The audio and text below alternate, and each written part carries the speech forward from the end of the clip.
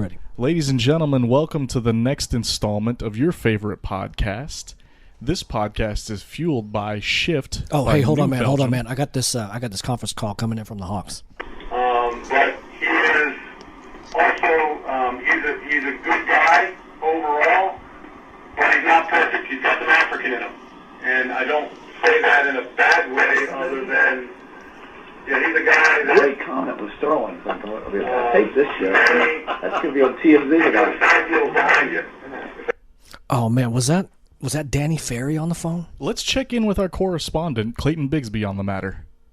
If you have hate in your heart, let it out. Sound advice. Wow. Well, welcome to the FCK podcast. Like I alluded to earlier, this podcast is fueled by my brother was kind enough to pick up a 6-pack of cans in a cardboard box.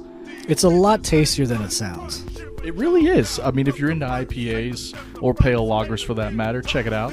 Also fueled by the good Sir Jameson. It is Friday night. What's today? September 26th. Yeah, the 26th. Sounds good. So that excerpt you heard at the top there was none other than Danny Ferry of the Atlanta Hawks. Well, still of the Atlanta Hawks. Still currently. He is still also currently on an indefinite leave of absence after that ill-fated conference call that you guys just heard. So with that in mind, we can just go ahead and hop right into to NBA talk.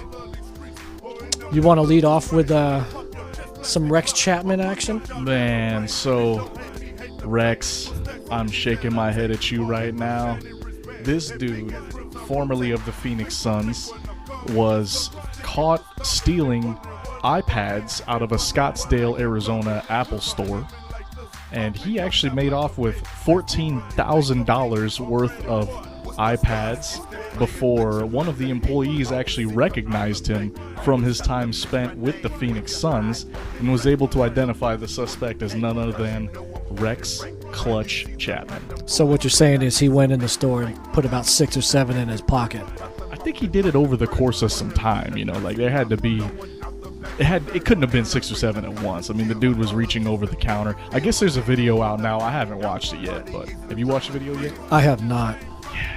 It's sad, man. I'm interested to see what's going on with that. It just seems like really, really odd for somebody. I mean, it's just Rex Chapman, man. Like, he doesn't have a history doing that kind of knuckleheaded stuff. Exactly. He made a ton of money in the NBA and then had a broadcasting career for a little while there. Mm-hmm. And it just doesn't seem like something that anyone of that stature, financial stature, would have to do. But I guess it's just the thrill of being a kleptomaniac. It's kind of like getting your fix, And who knew that Rex Chapman was a klepto?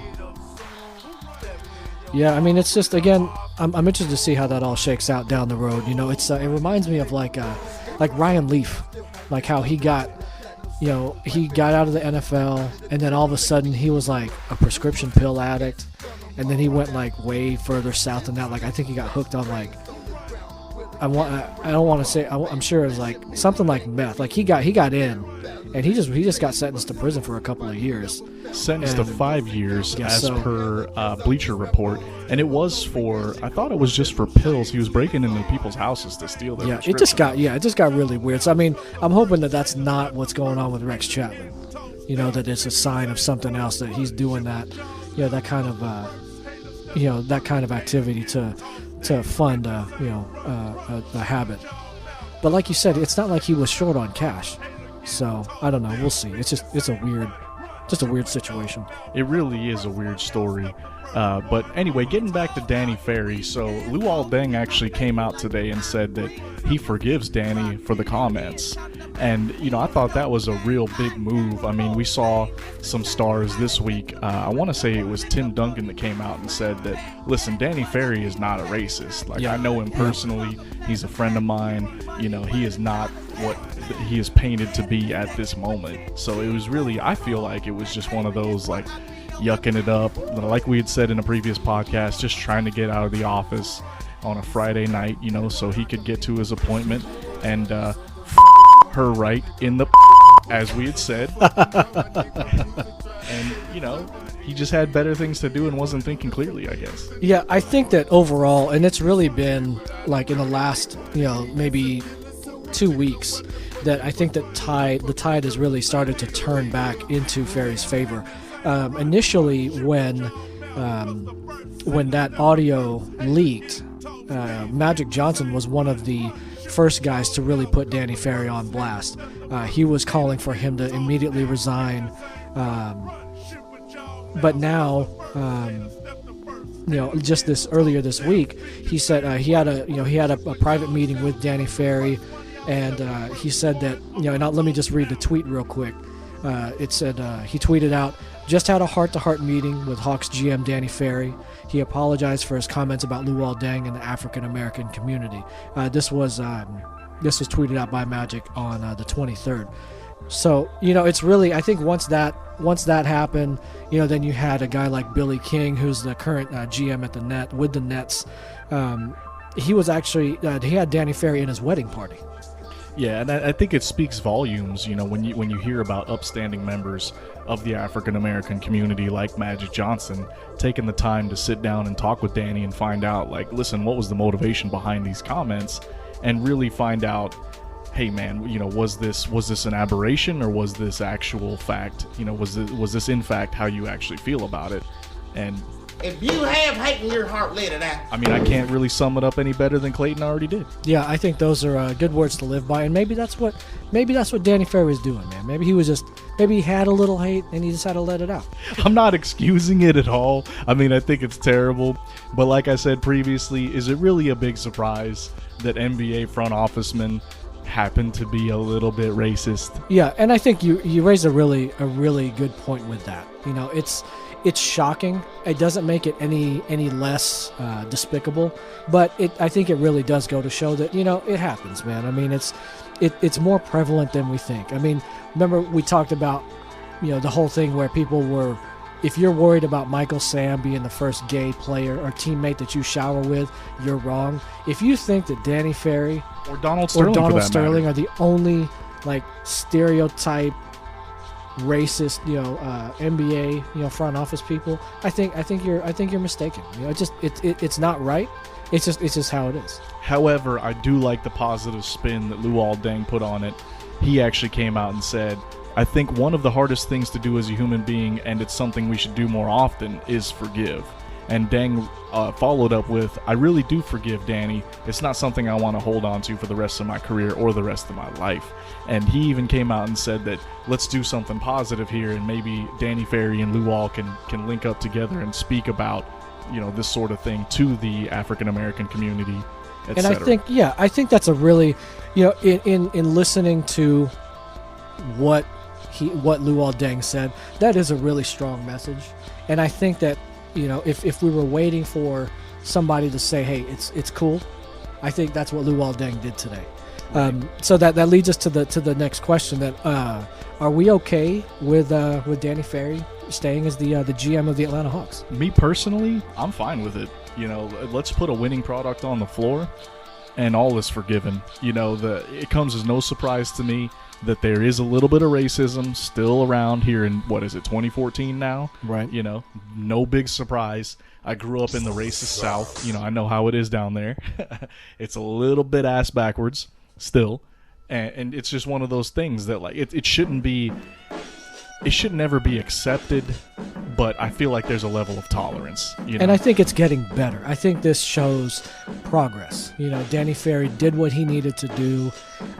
It looks like what he's doing is being seen as sincere. I mean, look at one of our favorite guys, Joel Embiid. He reminded everybody on Twitter, "Hey man, we all got a lot of African in us."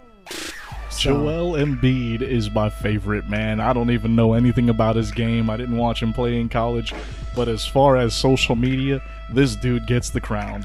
He is a great follow on Twitter. Man, you were the one that showed me the picture that he sent back when the ice bucket challenge was all the rage. This dude, he had a picture of some American dumping a bucket of ice water on their head. And the next frame was a picture of a African child sipping water out of a measuring cup, and it was just showing the contrast between all these millions of Americans wasting, on average 3.5 gallons of potable water to dump some ice water on their head, whereas African children are, starving, what would you say, dying of thirst, not necessarily starving, but dying of thirst, in the African continent and taking a sip out of a measuring cup to live, to survive. Yeah, I think that's the thing that gets lost sometimes with Embiid. He really is hilarious on Twitter. But at the same time, when he says something like that, it does make you stop back, stop and, step back for a second and think about, that is true, man. We are throwing several gallons of potable water that in, underdeveloped third world countries, I mean, that would be, regarded as a lifesaver. Yeah, that's a life force, So. This on top of, he makes you take a step back and actually think about issues. He doesn't only just suggest that Kim Kardashian should slide through his DMs. Yeah. Or he, openly courting Rihanna. What do you think? To take her out to dinner and all that. What do you think DM stands for? Well, I mean, in the Twitterverse, that's a direct message. I think it actually stands for, It's entirely possible, but he neither confirmed nor denied what exactly he meant by DM. So I'm just gonna say, maybe it could stand for. That's another strong possibility. We should hit up Joel Embiid and see if he'll let us in on what exactly he meant by that. Right. So speaking of GM talk, how do you feel about the Danny Ferry thing? I think that on a personal level, I'm okay with it. I think he's done more than enough to kind of repair his image. I mean, with me as a person, I'd be okay with that. My biggest concern is big picture.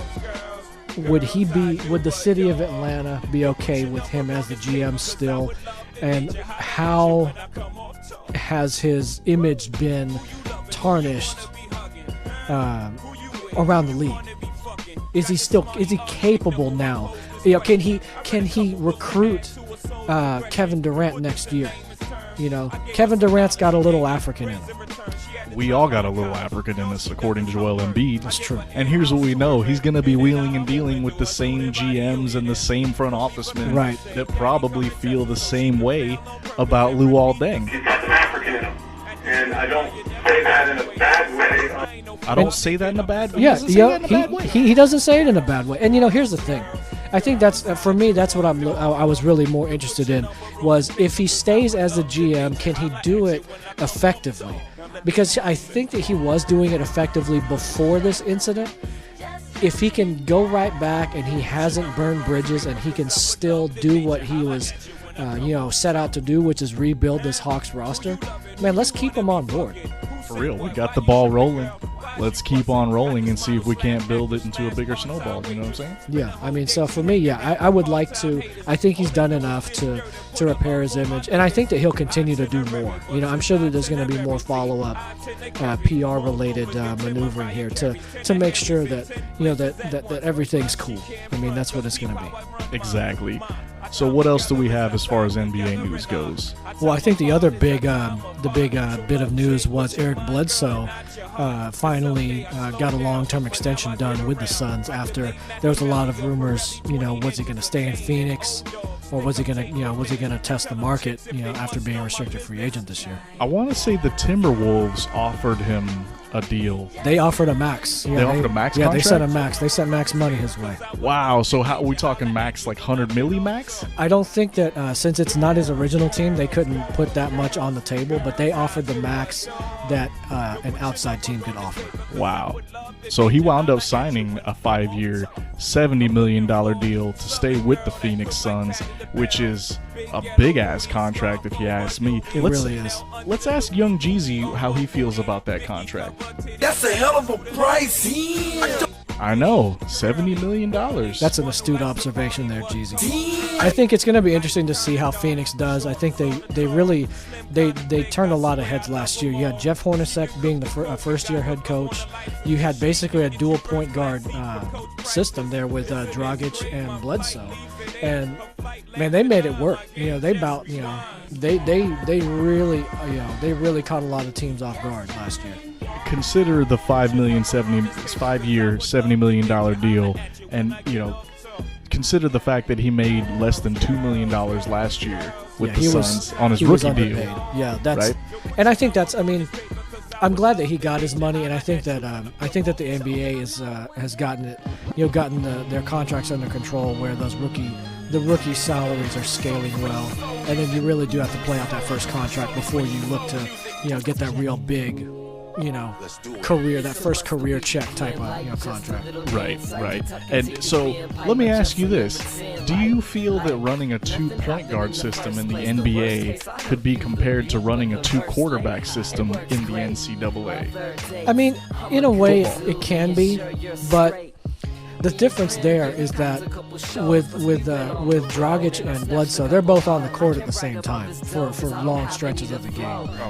So, I mean, it definitely presents problems because it gets a lot more ball movement around the perimeter, because you have two guys that are used to being facilitators. Whether or not it's a good idea remains to be seen. I mean, we'll see if teams figure things out and scheme against Phoenix better now that they've got a season's worth of tape to break down. So they run a small lineup then with 2-point guards. So they're running 3 guards. I don't know if they're running a full 3-guard system. And I mean, Dragic isn't exactly small, and I don't think Bledsoe is undersized either. But they're definitely not going with the traditional, 6 feet and change point guard, and then 6'5" and change, type of shooting guard. Eric Bledsoe is 6 foot 1 inch tall. What about? So maybe I'm mistaken. There. Maybe they are running a little bit small. So I couldn't imagine them going with a 3rd guard. Goran Dragic is 6'3". I stand corrected. They are playing some seriously small ball.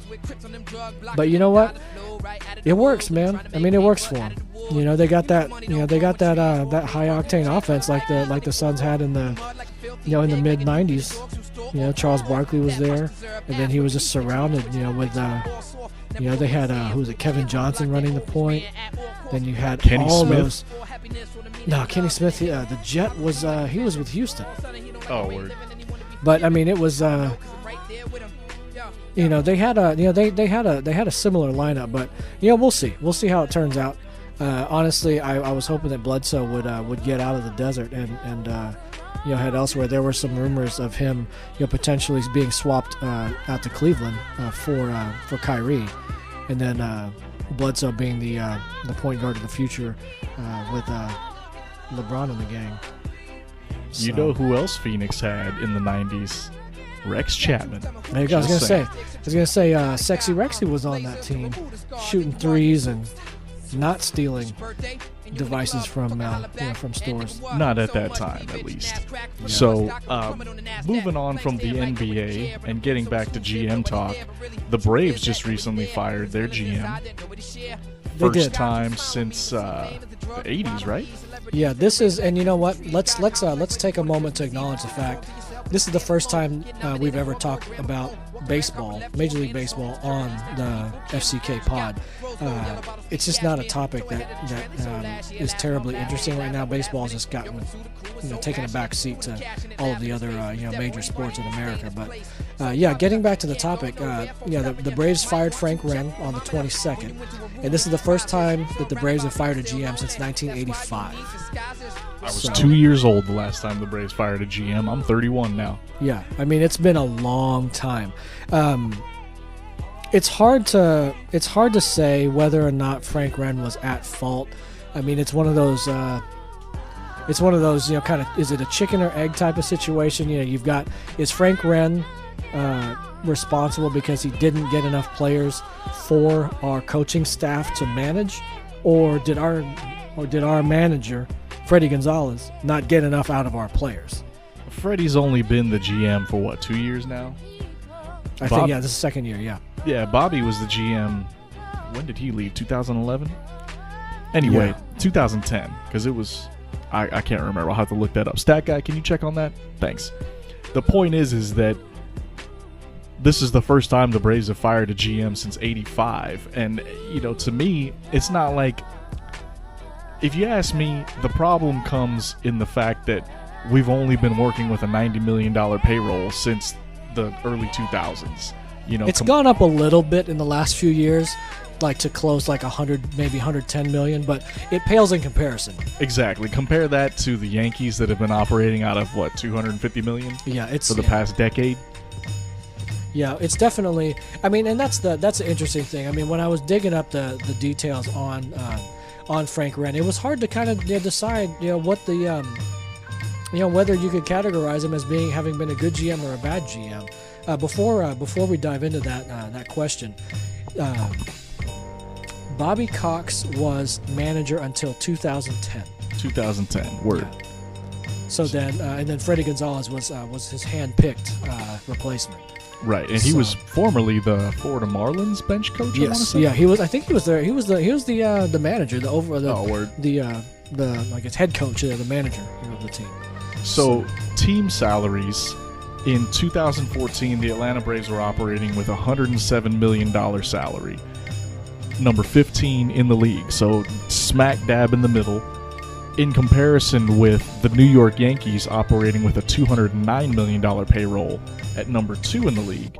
And the number 1 team, can you guess who the number 1 team is? Don't look. Oh, I mean, I think this is an easy one, man. This isn't rocket science. It's got to be the Dodgers, right? For sure. $238 million, almost $239. Yeah, those guys. I mean, ever since that conglomerate led by Irv took over, I mean, they've been throwing money, and they've been getting some major results, too. And they just locked up Kershaw. They got some serious money flowing through there right now, and I'm envious of that. But at the same time, if you look at that, you look at the fact that the Braves are in the middle of the pack as far as overall team salary, and then you compare it to how they've been producing. This is the first year that they haven't been in the playoffs in a couple of years. So despite the fact that we've had middle of the road salaries, dude, we've been in the playoffs, so we're better than average. But you can credit that to the farm system, man. I mean, and that's where things get. Yeah, that's where the question gets raised. I mean, again, is it something that Frank Wren impacted in a positive, or was it a negative way? Well, let's look at the notable Wren signings over the last 5 years, for example. You compiled this list. Good job. Yeah, no problem, man. So, Kenshin Kawakami, 3 years, $23 million, did nothing. Yeah, he was one of the most expensive AA players that we had in a while. Right? Derek Lowe also signed that same year, 4 years, $60 million, to the tune of $15 million a year. That's a hell of a price. I know, Jeezy, that is a hell of a price. And there was a hell of a bad price on that. I mean, he looked okay early, but then we ended up trading him before the money, was all paid. So it seemed like it was questionable to extend him at that kind of money. In comparison, there's not a single Brave that makes $15 million a year now. Dan Uggla, however, dude, we're still on the hook for like $12 million a year for the next 2 years. It's bad. Wow. That's Dan Uggla signed a 5-year, $62 million extension in 2011. 5 years, $62 million extension. Wow. That's a hell of a price. I know. It is a hell of a price. And once a hell again, of a big price. Yeah, and we acknowledged the mistake there this year. Let him go with $30 million due. So we basically gave him money and said, you know what, we're just gonna cut bait at this point. We need a roster spot. Addition by subtraction. And again, I still stand by the notion that I could probably hit for better average than Dan Uggla. I don't know, man. I don't know. I can hit 1 out of 5 balls in play. He does a lot of wrist curls, though. He does. we need to go to the batting cages and crank it up to as fast as it'll go, and see if we could get hit 200.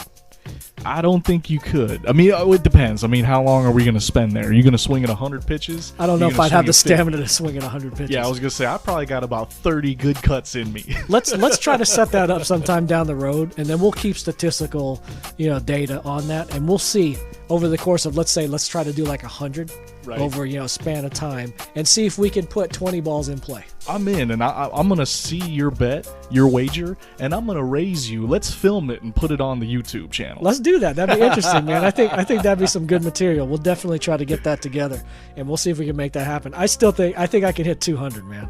Well, we got to find a batting cage that can crank it out at like 90 miles an hour, and we'll see. Or should we do something like maybe 80, 85 with no hook? Even if we're doing 80, 85, we should probably invest in some really good helmets. Yeah. I don't know about you. That's going to be coming hella fast, man. I got a bad feeling about that, but you know what? I'm down. Word. So moving along here, we also, in the summer of 2013, we wound up landing B.J. Upton. We got his brother, too. Yeah, B.J. Upton was signed 5 years for $75 million, and we also signed Justin. He's making $14.458 this last year. So in comparison, BJ's making just about $500,000 less. He's making about $14 million. And again, the bad thing there, when we got BJ Upton, it wasn't super bad, because I think the contract was decent, and then we signed him to that massive extension. That's where Frank Wren fails. The small deals that he does always tend to work out pretty well. When he's getting these secondary players, these bit players, he's done okay with that. But every time he's taken a big swing and handed out a big contract, it's just been a big failure. You know what the biggest failure of Frank Wren's career was? What's that? The summer that he signed BJ and Justin Upton, he failed to sign Kate Upton. I was gonna say, did Kate come in as part of that deal? No. I know they got on a Sports Illustrated cover for that. Maybe that's part of that $75 million. Maybe that's kind of worked into that contract somehow. Maybe she also showed up on the Fappening. She did. Maybe I saw Justin Verlander in all his glory while trying to browse Kate Upton pictures. Yeah, it's a risk worth taking. It's kind of like I think it's probably worthwhile. Let's just say that Justin Verlander is a pitcher in the MLB, and he doesn't swing big wood. We'll just leave it at that. I almost choked on my drink there. So, I mean, to me, I think Frank Wren, he needed to go. I was excited when he signed, or when we promoted him to GM. And he was another guy that was handpicked. When Sherholz left, right. When he retired, or when he moved up to president of the organization, he tabbed Wren as his replacement. And that's the thing, is that I trust John Sherholz. And at the time, I was like, you know what? If Sherholz endorses this guy, then he's got to be something special, because Sherholz was the man that led us to 14 straight NL East titles. It was ridiculous. I mean, that was, in all major sports, it's going to be hard to come up with a track record better than that. I mean, that was about as dynastic as it gets. I mean, 14 years. And it's not like we were blowing teams away just by payroll. The Yankees out-payrolled the Braves almost every one of those years. They did. Every one of those years. They did. I mean, it's ridiculous. No doubt in my mind. They were operating at a $200 million payroll when we were operating at $90 million, dude. Yeah, so it's it was really tough to see, and it was unexpected to see Frank Wren not succeed when Sherholz was the guy that said this is going to be the ideal fit. But now, they got a chance to do it again. John Hart. Is it John Hart? I think it's, anyway, he was brought on a couple years ago as kind of a special assistant to Sherholz. They had, Hart was a former GM with the Cleveland during their years. Like, I think he was at the helm. He was the GM when we beat them in the World Series. And then he moved on to Texas and had really questionable results there, because that's when he brought he was the one that brought A-Rod to the Rangers. Oh, the $250 million contract? Yeah, that contract. So But Hart is currently operating as the interim GM, and they have offered him the full-time GM position. The jury's still out whether or not he's actually going to take that job, or if he's just going to help transition whoever they decide to bring in.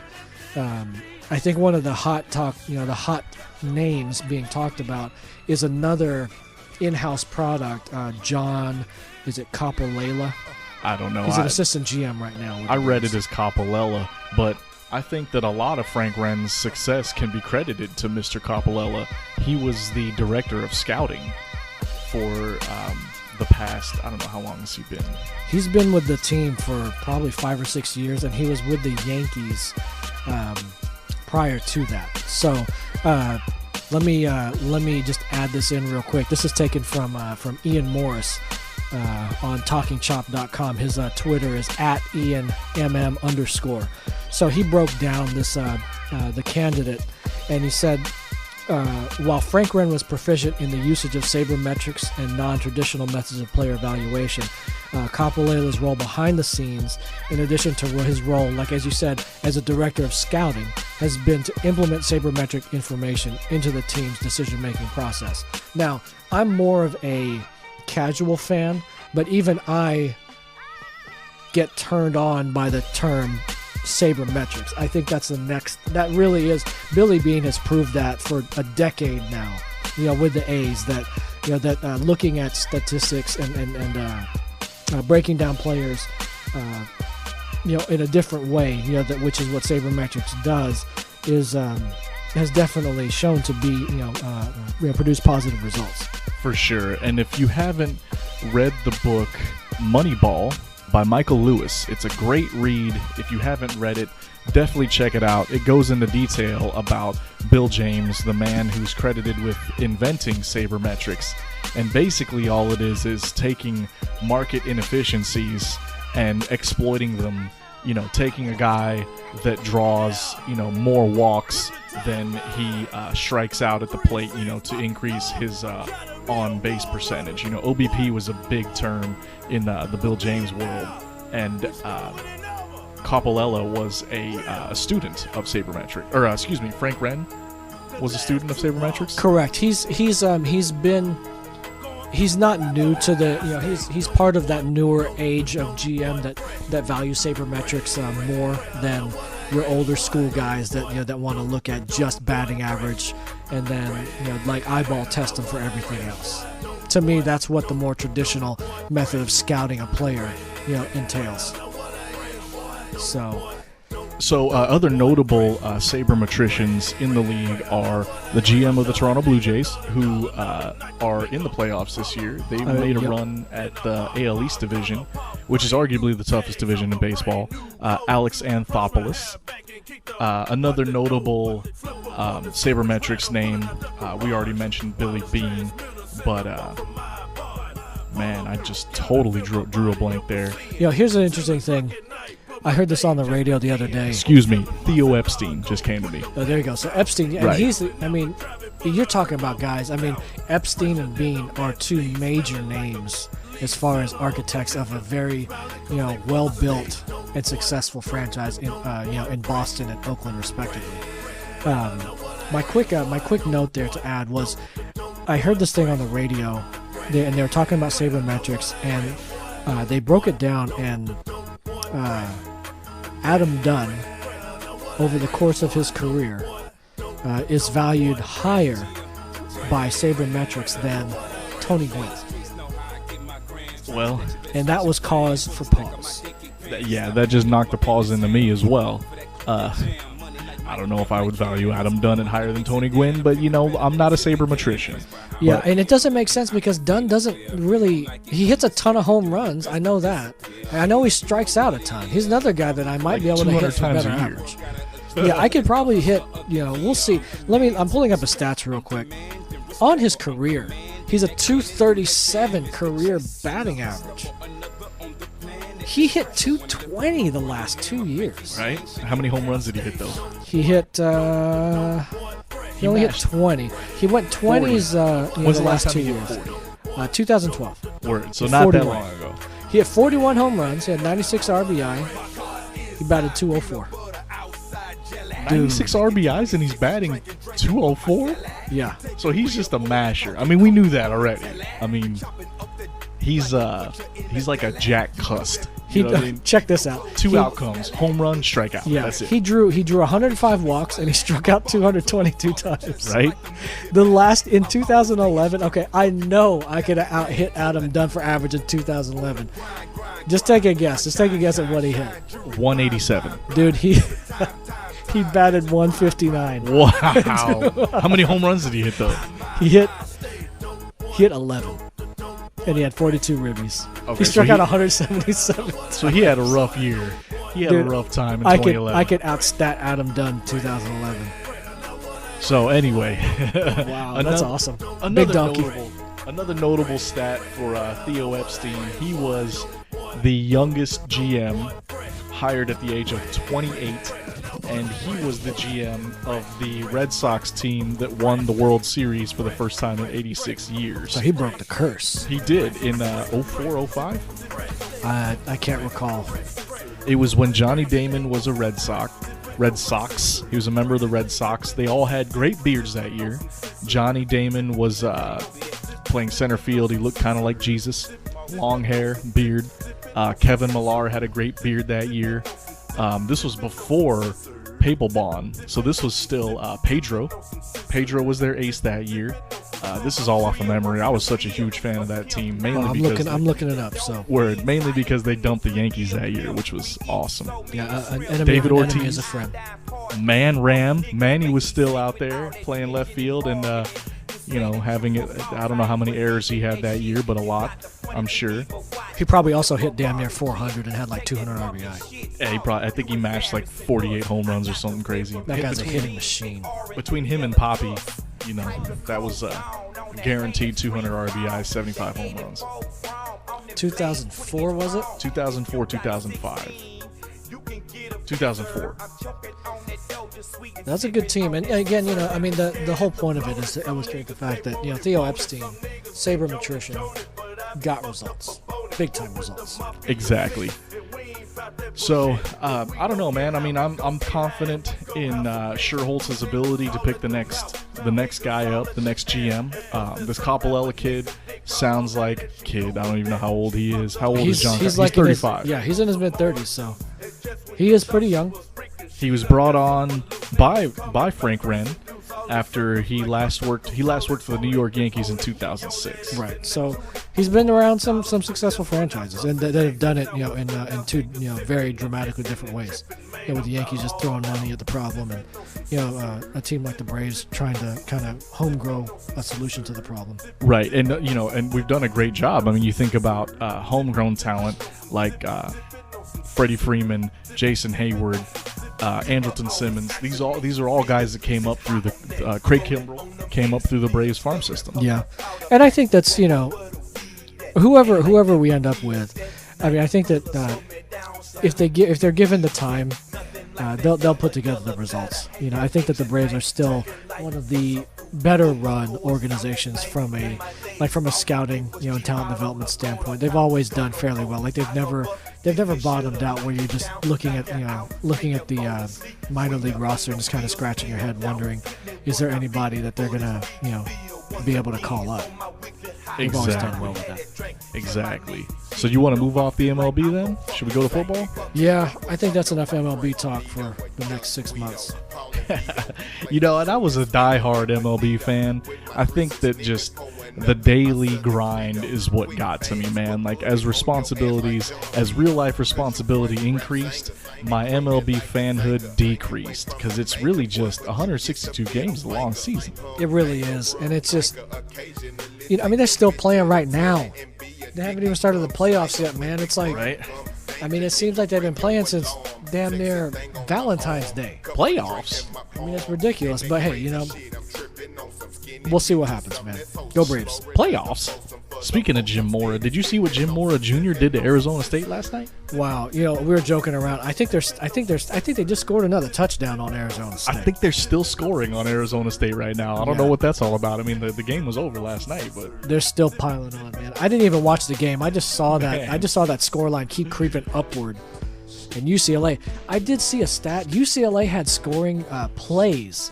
They had 5 scoring plays of 80 yards or more. Wow. That is ridiculous. 5 big plays. 5 of them for 80 yards. You know what that speaks on, though? That speaks on the lack of defense in the 12-pack. Just saying, man. I mean, that's just embarrassing, man. Like, you can get hit once, twice.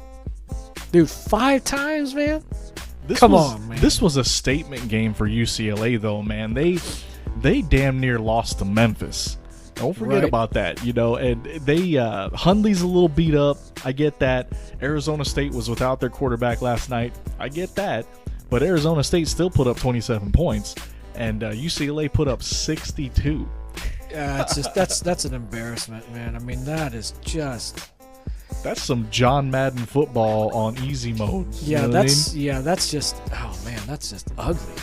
No matter how you look at it, that is just plain ugly. I really think that UCLA needed to come out and make a statement, though, like I said earlier, because I've been listening to Oregon sports talk radio. I know, I'm ashamed of myself, but to keep myself fresh and educated for the FCKers out there, I've been listening to this garbage, and they came out and said that UCLA, they made a good point. They said this was Isaac and Big Suit. Shout outs to Isaac and Big Suit. Go ahead and call in and we'll chop it up. But let's do it. They said that UCLA has come out and not looked like a top 10 team, and they have warranted a top 10 ranking as of late, and they need to come out and make a statement. Well, statement made. You know, a 35-point deficit, 35-point margin. That's a beatdown. I mean, that's a beatdown. Statement. You know, to what was Arizona State ranked? 15? Going in, yeah, they're ranked 15. UCLA was ranked 11. Now, here's the thing. Now, if you look a little deeper than the numbers, okay, UCLA had 580 total yards of offense. Wow, that's nuts. How many of that was passing? How much of that was passing? They passed for 355. Okay, so they're three and a half bills on them. The vast majority of the 600 yards. Okay, now I'm gonna let you take that drink. Now get ready. Arizona State rolled up 626 yards. Wow. They only scored 27 points? Dude, they threw for 488 yards in the air. How many turnovers did they have? 4. Okay. So that, I mean, let's say they scored on every turnover. So that's 28 points. So they would have barely lost by 7 points if you would have took those away, assuming that they scored a touchdown in each one. Point being, I mean, UCLA put the beat down on them, but it's not like they exactly... they didn't put the clamps on them. They didn't really hold back the Arizona State offense. And as you mentioned, that didn't have their starting quarterback. They stopped them from scoring. Give them that. I guess that's all that matters in the end. You know, you can put up 99 yards, but if you don't get in the end zone, if you don't score, if you don't kick a field goal, I mean, it doesn't matter. I mean, that stat right there doesn't matter. Exactly. So... and you know, like I said, that's just an indictment on the defense or lack thereof in the 12-pack. You know, and for the record, I call it the 12-pack because the Pac-12 missed a golden marketing opportunity when the big shuffle happened and the SEC expanded and the Big Ten expanded. You know, and the 12-pack was formed. They should have gone with 12-pack, man. Come on, marketing college kids. Well, it just makes sense. They can't be marketing drinking to underage students. Oh, you're talking about 12 packs of soda, though, right? Well, here's the thing, man, because no underage drinking ever happens on a college campus. That's what I was getting at. You know, I mean, it's no drinking until you're 21, right? Everybody follows that, especially in the college campuses, especially co-eds. So, okay, staying with NCAA.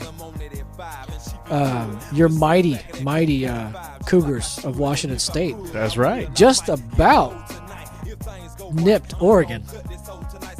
If it wasn't for a pass interference call that was overlooked by the officiating staff, I get a feeling that we would have at least forced overtime, if not won that game against the number 2 team in the nation. The University of Nike benefits from a call? No. That's crazy. That's crazy talk, man. Hey, so, shout out to my alma mater. Shout out to Mike Leach and them Cougars, man. You have my attention now, okay? I don't have a horse in the 12-pack race, but I'm going to roll with the alma mater here, and I'm going to trust in the fact that air raid offense is going to put up numbers. Next year is Mike Leach's 4th year as head coach, so he'll have his full complement of recruits that he brought in, and let's get it done. Let's make it happen. It could be a good year for him next year. Like you said, 4 years in, you got all your kids there in place except for like your 5th-year seniors. So it's going to be an interesting year for him, and it looks like they've been making strides every year since he's been there. So, big shout out to Mike Leach. He just wrote a book on Geronimo. He's a really interesting cat. He really is. No, he really is. He's deep. He goes deep. Anyway, let's go ahead and reach out to Mr. Peacock on the rest of the college football world. And, shout out to Mr. Peacock. We appreciate you letting us use your square plays. Go ahead and take us away. Hello and welcome to Mr. Peacock's Square Plays of week number 5. Football against the number, coming to you live from the biggest city in the South. Real quickly to recap last weekend, disgusting, 0-4. What can I tell you? I mean, Syracuse laying 1.5 14-point loser at home to Maryland. South Carolina Vanderbilt went way over the total of 52.5, so we were the wrong way on that. South Alabama was not much of a challenge to Georgia Southern. And the Buffalo Bills laying 2.5 points at home lost. I think the final score was 30-21. It was really frustrating, but I'll tell you one thing that really frustrated me about it a lot was that 2 of these games I really thought I looked at correctly. And, if you go back and look at it, I mean, Syracuse outgained Maryland in the game by 220 yards, okay? Syracuse had 9 more first downs in the game, and the Orange men rushed for 370 yards in the contest, okay? They lost by 14. That should really be a 14-point win when you put up that kind of a differential offensively. South Carolina and Vanderbilt, I mean, there were 3 non-offensive touchdowns that were scored in the game. Vanderbilt had a turnover deep in their own territory on a kickoff that turned into another South Carolina touchdown. And then finally Vanderbilt scored a garbage time touchdown as well. I didn't even see it. I just stopped watching the game at that point. And so, I mean, I think you can make the argument there were really 4 or 5 touchdowns in that game that showed up that shouldn't have. And, that's the thing that really irritates me about it was that, I really thought I was looking at these things correctly. And in the case of those 2 games, I was. But, I mean, there was just some different things that happened. So good luck explaining that to your bookie, while he gets out his pickaxe. So with that in mind, we obviously don't have a very good season record right now. We're going to begin the long climb to season-long profitability. And it's not going to come this week, but we're going to start making some positive steps in that direction. Folks, a journey of 1,000 miles begins with a single step or a debit card. And that's what we're getting ready to embark upon right now. So with that in mind, we're leaving our plush Midtown Atlanta studios and we're getting on I-75. We're driving north. It's a very scenic drive, one that I've enjoyed making a couple of times before. At high noon on the SEC network, I like the Kentucky Wildcats laying a robust 17.5 points at home against Vanderbilt. When was the last time that the University of Kentucky was favored by 17.5 over anybody in the SEC? I mean, I'm sure that Vanderbilt would be the answer to that question, but I'm also sure you'd have to go back a couple of years as well. This is one though where I really think Kentucky just matches up a lot better. UK's coming off of a bye. They had a chance to flush some of those bad feelings regarding the Florida game down the drain. Vanderbilt, I think, really gave their best shot last week against South Carolina. I don't think they're going to be able to duplicate that again. This is the first road game for Vanderbilt, which is kind of hard to believe. I don't know if Vanderbilt's going to be starting Robinette or Freeback on Saturday. That will make a difference, but I don't think it'll make that much of a difference. If they start Robinette, I think it's a 3-touchdown win for Kentucky. If they start Freeback, I think it's probably 30-35 for Kentucky. I don't think Vanderbilt's is coached quite as poorly as people were saying in the first couple weeks of the season, but they're still at a definite disadvantage where that's concerned right now too. So take the Kentucky Wildcats on the Bluegrass, laying 17.5 points. Game number 2. We're going to Monroe, Louisiana, folks. I've never been there. 7 p.m. Eastern, 6 p.m. local. I like the University of Louisiana Monroe Warhawks laying 14.5 points at home against Troy University, who I saw up close and personal last week. Why am I doing this? Well, I don't think that there's a team in Division 1A that's going to have trouble beating Troy by less than 2 touchdowns, put it that way. Troy's a bad team. I don't know what happened to him. I think that Blakeney's a good coach, and, they usually put a really good team on the field. I guess they're kind of in a down cycle right now or something, but, I think this is probably going to be a pretty easy win for Louisiana Monroe, for Lou Mon, who is one of the better teams in the Sun Belt. They're coming off of a bye week, and I think that they're definitely looking to make a loud statement in the conference. The 2 times that Troy has ventured outside of the gates of Troy, they lost by 38 points at Alabama Birmingham, and then they also lost by 66 points in Athens, Georgia, as we witnessed last weekend. So, I don't know if Silver's going to play for Troy at quarterback or if they're going to have to go back to Pruitt. That will make a difference, but at the end of the day, it won't make that much of one. Troy just is not very athletic at their skill positions. They're very undersized on defense, and then they make up for that by being very slow as well. So I don't think this is going to be much of a contest at all for Louisiana Monroe. They'll be partying in Monroe, Louisiana on Saturday night. Game number 3, Missouri, South Carolina. We're going to Columbia for a battle of the 2 teams that come from places called Columbia, both of which I've been to. I'm really tempted to take Missouri in the points here, but I ain't going to do it. I think that the better total here, I think that the better play here is the total, and specifically over 61.5 points. All 3 of South Carolina's SEC opponents to date have scored 30 points or more against the Gamecocks. Missouri's obviously bringing in a good offense. I think that Missouri's wide receivers are a bad matchup for South Carolina's secondary. I think that Matty Mock, with some of the things that he can do with his feet, is going to force South Carolina to play their defense a little bit, or they're going to have to play their defense a little bit more honestly. I think South Carolina has the O-line to where they can slow this game down, and I think that that's probably what they're going to try to do. But, at the end of the day, Missouri's going to play this thing 100 miles an hour. I don't see South Carolina getting a great number of stops in this one. This is a game where I think that both teams are going to get into the 30s with relatively little sweat. I think that you're looking at 42-35, 45-38, somewhere in that neighborhood. I think this is going to be a really entertaining game to watch on Saturday night, and I'm definitely looking forward to it. And like I say, I do, if you were a psycho and stuck a shotgun in my chest and told me to pick one team against a number, I'd probably go with Missouri. But I really, really like over 61.5 with this one. So enjoy your time in Columbia. I never do. Game number 4, we're going back to the National Football League. Folks, if this doesn't work out this week, I'm not going back again for a while. 4:25 p.m. Eastern on Sunday. I like the Falcons laying 3 points on the road at Minnesota. A square play, you're dadgum right. But look, Minnesota's starting Teddy Bridgewater. He played most of the second half last week, so Atlanta definitely has a lot of tape on him.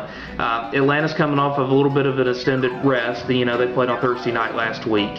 And, at the end of the day, I just don't think the Vikings are all that good. They don't have their best player, Peterson, obviously, because he beat his son and got himself deactivated eventually. So I think that'll probably help Atlanta's cause as well. There's some good technical data that backs this one up, which I said I wasn't really going to go to a whole lot this year, but it's worth pointing out now. Teams off of a 21-plus point division win are 14-5 against the spread the next time out in the last 19 such contests. And September road teams, 1995 until now, September road teams off of scoring 45 points or more the next time out are 12-3-1 against the number. So you got some good technical data that benefits the Falcons. You've also got some very good fundamental data there as well. Really like Atlanta's offense. I think that they can probably just try to make this thing a shootout, and I think they'll be fine in doing so. The Falcons did not look very good in their last road game against Cincinnati, but the Bengals have a much, much better roster than the Vikings. I think this is going to be an easy 17 to 20 point win for the Falcons on Sunday afternoon. So real quickly to recap, we're getting things started off early on the Bluegrass, where we like the Kentucky Wildcats, just kind of killing time until basketball season, laying 17.5 points at home against Vanderbilt. We like the University of Louisiana Monroe Warhawks and the Troy Trojans. We like Louisiana Monroe laying 14.5 points in that one. We like the Missouri Tigers and the South Carolina Gamecocks playing a football game over 61 points at Williams-Brice Stadium in the middle of that big field. And finally, in exciting National Football League action, we like the Atlanta Falcons laying 3 points on the road at Minnesota. So I wish you the best of luck, and we will be right back here with you next week, Thursday or Friday. So It's a good thing he didn't get snatched up by somebody by gunpoint and brought to Alabama. Exactly, because as he alluded in his last episode, that if someone held a gun to his head and made him pick, I think he said he would choose Birmingham? I think Or was so. it Mobile? No, he said Mobile. He said Mobile? I've driven through Alabama. That's about it, man. So I couldn't tell you one way or the other. So he may be reporting from the plush condo in Midtown Atlanta for a few more episodes. He may be reporting for Birmingham. We'll see. Yeah, we'll see what happens. But yeah, much love. Appreciate the getting to use the square plays. So, sticking with NCAA football for a little bit longer, we got a big game tomorrow. We got a couple big games tomorrow. Well, the big game that I'm thinking about has to do with one of our favorites, the one and only Jean-Claude Van Damme. JCVD? Yes. He's going to be on the sidelines. I don't know. He should be on the sidelines. Doing the splits. He ought to be. He's going to be doing splits and, showing off his awesome dance moves and winning fights while blinded by a foreign substance. So, credits to local sports personality, John Canzano. His Twitter is at John Canzano, and he is on 750 The Game here locally. He brought up this statistic that Oregon State hasn't beaten USC in LA since Jean-Claude Van Damme was born. So that's why I brought him up. It's been since 1960 since the Beavs have gone into Trojan territory and come away with a victory. I am definitely not a Beaver believer, but I do enjoy Steven Jackson and Jaquiz Rogers in the Falcons backfield. Yeah, that's solid. I like the Oregon State representation, and we had James Rogers on the roster for a while. I don't know if he's on the practice squad, but he was there last year, man. He provided some quality receiver depth for us. Shout outs. Speaking of quality receiver depth, shout out to Chad Ochocinco. He was a Beaver, wasn't he? He was, and what's his face? His Steve running Smith. mate. No, his his name? His dude. They were both the tandem receivers. Hushmanzada. They were both Oregon State products, and they both wound up at Cincinnati. TJ Hushamazili. There you go. TJ, who's your mama? Lock it up. Championships. So, it's that's one game that I'll be looking at just in passing, because I just want to see if Oregon State can break the, what is that? I'm bad at math this time of the evening. Is that a 54-year run? Damn, JCVD is 54 years old, y'all. He could still do splits. He could still do the splits, man. I just saw Expendables 2 about 2 weeks ago. He did the splits. He did the splits kicks, dude. That's awesome. I'll tell you what I'm doing tomorrow. I'm going to wake up early. I've already got my DVR set. I'm going to record the Tennessee UGA game. I'm going to take my son, and we're going to go build us a fire truck at Lowe's. Shout out to Lowe's. I know, Arthur Blank, you own Home Depot, and believe me, I go to your free community builds as well. And then I'm going to come home and watch UGA lay one on the Tennessee Volunteers. Go Dogs. Go Dogs. Arthur Blank's coming to see you tomorrow too. Is he really? Yeah, he's listening to this podcast. Uncle Art, I apologize. He's gonna roll in, and you know what, man? We might need to edit that out. In the last episode, we were talking about Johnny Hot Dog, and we were talking about comparing him with Jameis Winston. And so Manziel did also come out as a redshirt sophomore, and so I looked up his their statistics just to do like a little bit of comparison, and so they are pretty even as far as statistics go. Jameis did throw for 40 touchdowns and to 10 interceptions last year. In Manziel's Heisman-winning campaign, he threw 26 touchdowns and 9 interceptions. So, I mean, they're definitely both, both very close as far as production on the field. Manziel had 21 rushing touchdowns to Winston's 4. Clearly, Winston wasn't called on to tote the rock nearly as much as Manziel. So, I don't think Manziel was necessarily called on to tote the rock. I think he just had to escape the pocket. Well, the thing is, and that's going to be that's going to be the interesting thing going into the league for a lot of these mobile quarterbacks. I think there's going to be a big push to remind players and really point out, like a Russell Wilson, to say it's a good thing to have escapability. But I think what makes a quarterback dangerous, and this is speaking from my vast number of years of experience via Madden and the NCAA football series, a mobile quarterback is at their best when they threaten to run, but they're always looking downfield for a pass. I think that's when it becomes a true threat. That's when Michael Vick took us, deep into the playoffs, and we beat Green Bay in Lambeau. First time a team has ever done that. In the snow. Yeah, in the snow. It was because I think Vic had finally figured out a little bit that year. Granted, he still ran the ball a hell of a lot on broken plays, but you could see it clicking where he knew that if he just scared defenders into that he may run, it's going to open things up for you in the passing game. Right. So we'll see how Manziel develops if he does that route. We'll see how Jameis does when he comes out, presumably this after this season. Speaking of Michael Vick, he's a really good case as far as professional athletes who have a catastrophic fall from grace and are offered a second chance. Yeah. He essentially resurrected his career in the NFL by way of the Philadelphia Eagles. I want to say Donovan McNabb was one of the driving forces behind getting him back into the league and telling management that this is a guy worth taking a chance on. And he had that one Monday night game where he, I want to say he threw for 2 and ran for 1 touchdown, basically propelling the Eagles to victory that night. Was it against the Falcons? I hope not. Chances are it might have been. But, here's the thing.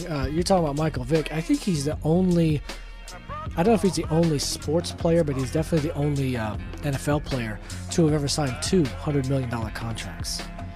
He locked up in Atlanta before he got arrested, and then with Philadelphia after his All-Pro year, he signed a $100 million contract with them as well. Did he really? Yeah, so, I mean, he's and, we'll see what he does. We'll see what he does with the Jets. Geno Smith is, doing his best Jekyll and Hyde impersonation, just like he did last year. So it'll be interesting to see if Vic gets a chance to take over as a starter for a little bit.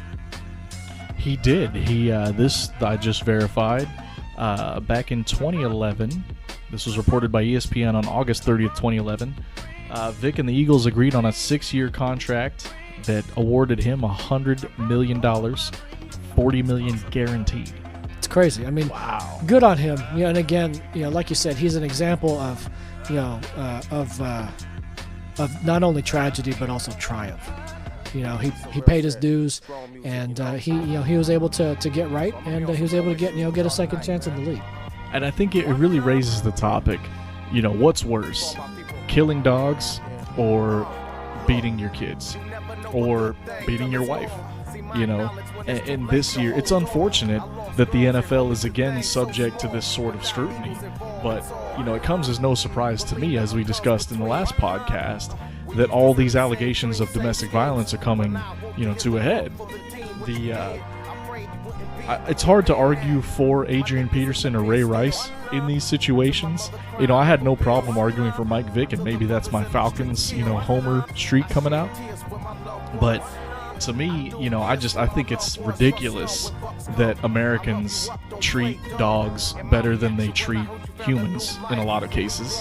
And they're so quick to come to the defense of animals, where they could really give a... Ain't nobody got time for that, man. I mean, they could really, care less about the well-being of human beings. Yeah, it is interesting, when you have... when you have groups that champion, the equality of animals, and all of these resources are spent, both time and money, towards. And I mean, I'm not saying that it's not worthwhile, but it's hard for me to look at that and then look at these honestly homeless and helpless, people that you see on the streets. I mean. Nobody's taking care of them, though. I mean, they might be, but, it's not nearly as prevalent as PETA, for example. How much do you think that Americans spent last year on pets? Oh, man. I mean, I couldn't imagine, but if you're talking just like percentage-wise, like compared to like impoverished people, it's probably more on pets than people. $55.7 billion Wow. on pets in the year 2013. You know, I'm a pet owner. You know, we've got a shelter pet, and I mean, we love our dog. We paid $100 to adopt him from the Humane Society. You know, shots every year and all this and that. But yeah, that's just crazy, man. And again, hey, the saying is, protect those that cannot protect themselves. I mean, that does go, across the board, whether it's pets or, young children or, a female in your life. But it is a little bit crazy. 56 billion, that'd feed a lot of hungry homeless folks, man. I think we ought to readdress and redistribute a little bit of that $56 billion towards impoverished human beings. Is all I'm saying. I mean, when I drive up and down Burnside and I go by the homeless shelter right there, the missions right there. Yeah, man, they could use a little bit of that change. That's what I'm saying, man. Just a little bit. But speaking of stars that have fallen from grace and had a redemption, do you see the same thing for Adrian Peterson and or Ray Rice? It's hard to say, because it's easier to vilify them because, well, I mean, they're not in that process yet where they've asked for, they've admitted their wrongdoing and asked for forgiveness. That's the key. Let's get back to baseball for a second. Look at all the steroid users. Look at the guys that came up and said, you know what, man, I screwed up. I did this thing wrong. I'm apologizing for it. Will you forgive me? And when they say that to the general public, after a couple of months, everything's cool. The only guys that haven't gotten cleared up are guys like A-Rod, players that insist on the fact that they haven't done anything wrong. If you just ask for the forgiveness, we're going to go ahead and move on as a society. And we'll be cool with you, before you know it. And I think it needs to be a genuine plea for forgiveness. It needs to come from a genuine source. And to me, when Adrian Peterson came out and made his statements, I don't have the quote right in front of me, but it just sounded like there was no remorse. Like he felt like he had done no wrong. He honestly felt like this is just my way of discipline. And I apologize for this way of discipline, but this is my way.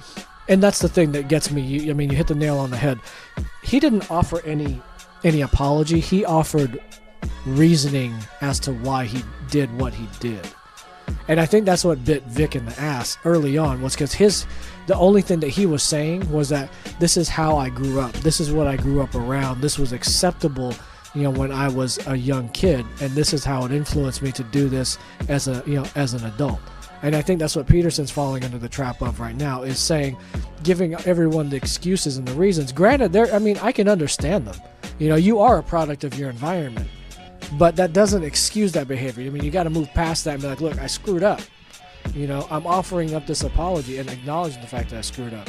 Now, how do we move forward after that fact? He hasn't got to that point yet.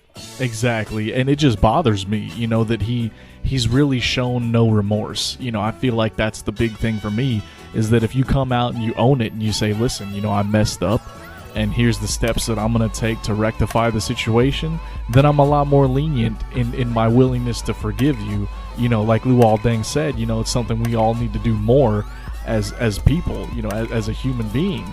But I find it hard when someone doesn't show that remorse and doesn't show that, maybe I'm going to take steps to break this cycle and to make, a better example for the next generation.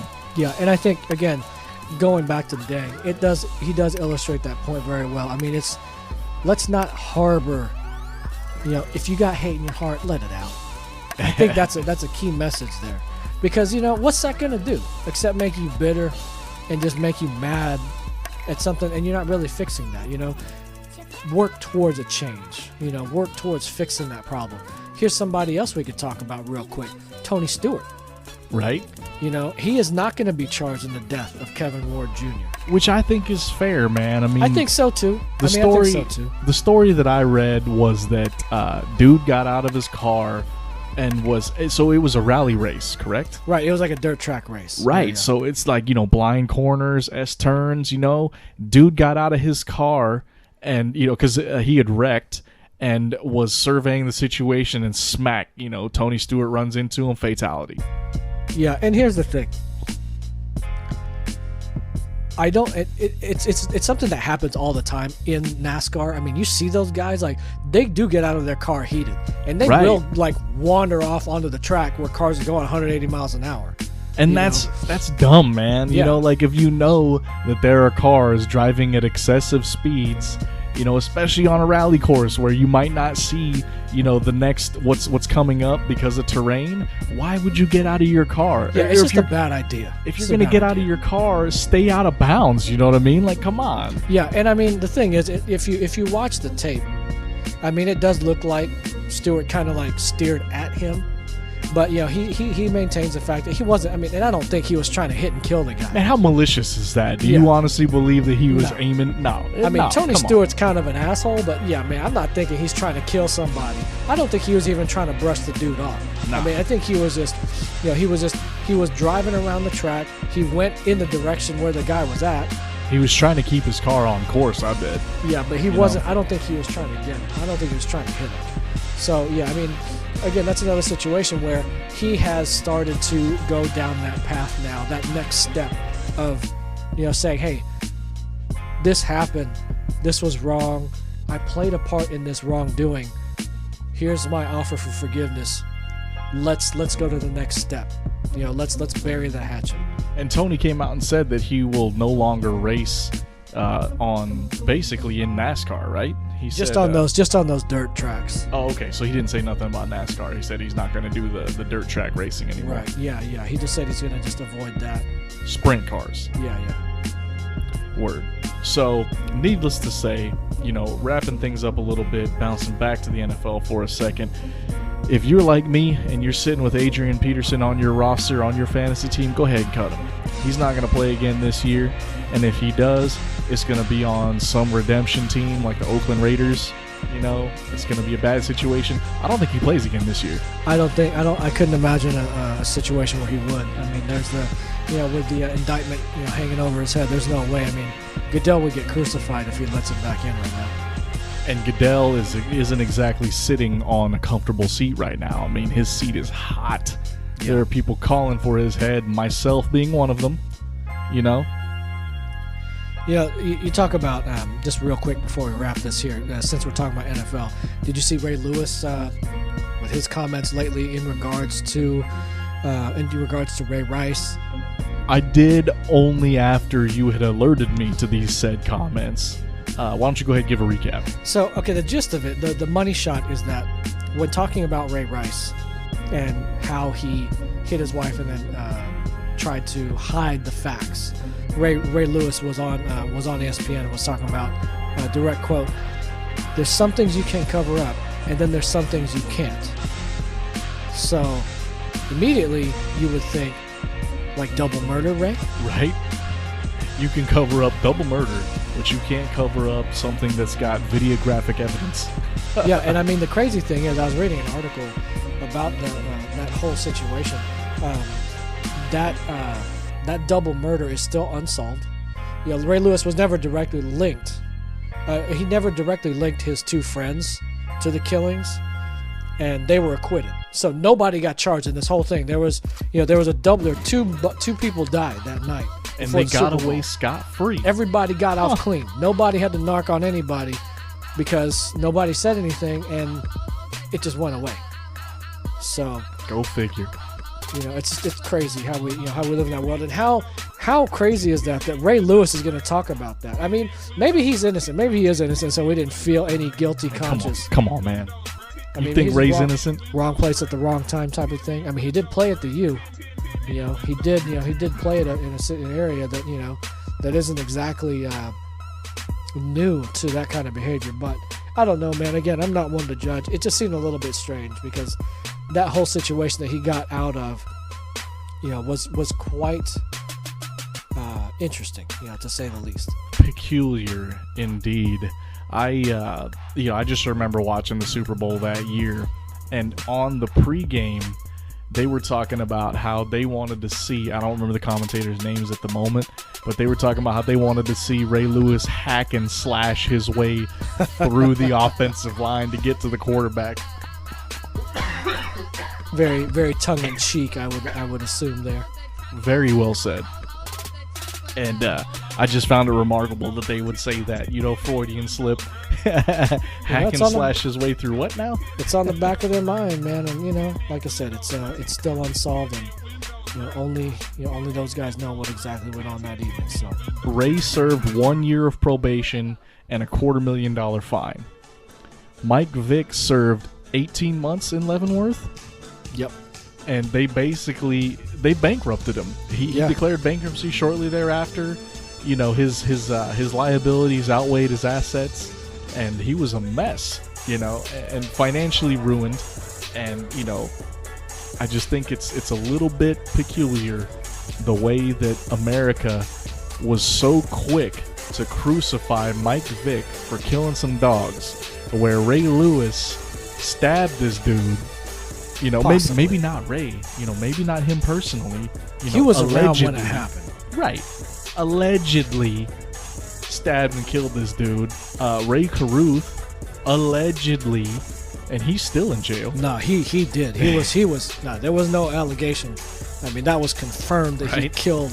He didn't kill her, but he had hitmen kill his then pregnant girlfriend. Right. His son lived through that, by the way. I know. I can't wait to read. Severely suffered brain damage because of obviously the traumatic, instances in which he was born. But yeah, he's still alive. I can't wait to read Ray Carruth's son's biography. It would be interesting for sure. I read a piece in Sports Illustrated or something about that. It was a really good read. It was really interesting to kind of see that whole situation. It's just crazy, man. So let's end it on a high note, though. For real. Let's end it on a high note. We're talking NFL.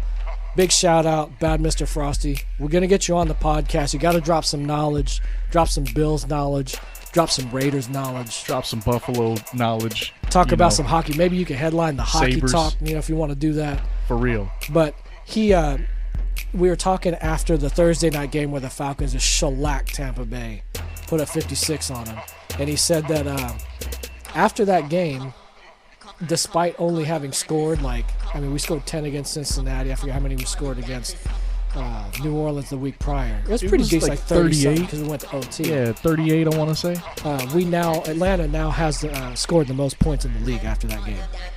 So it's crazy how things can go. It's early in the season, can't pass judgment on anything yet. But stay tuned. I mean, let's wrap it on that. Stay tuned to to the next episode of the podcast. We'll break down some more NFL talk. Kind of keep the ball rolling as the season maybe goes in. Maybe we'll get some more baseball talk going on. With the playoffs starting to kick up. I might get interested in it. I don't know. Maybe. Who knows, man? But shout outs to Mr. Frosty. Shout outs to an aforementioned, or no, we didn't even mention him, but we're reaching out to a guest who was recently suspended by the mothership. Since he can't operate his own podcast. That's right. We're trying to get him on our podcast because we feel the same way. Goodell's got to go, if you ask me. And let's not name any names, but you know what? His name rhymes with Syl Bimmons. Word. So stay tuned to the next podcast. We're looking forward to it. Stay fresh, y'all.